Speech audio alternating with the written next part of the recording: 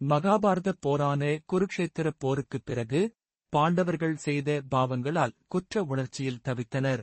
அவர்கள் சிவபெருமானின் மன்னிப்பை பெற விரும்பினர்.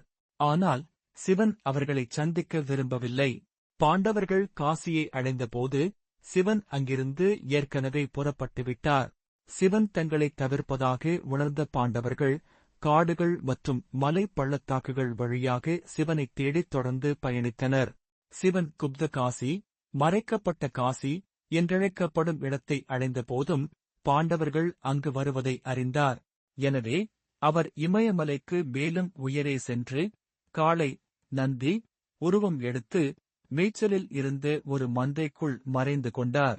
பீமன் அனைத்து காளைகளையும் கவனித்தபோது அசைவில்லாமல், உண்ணாமல், இமையாமல் நின்ற ஒரு காளையைக் கண்டான்.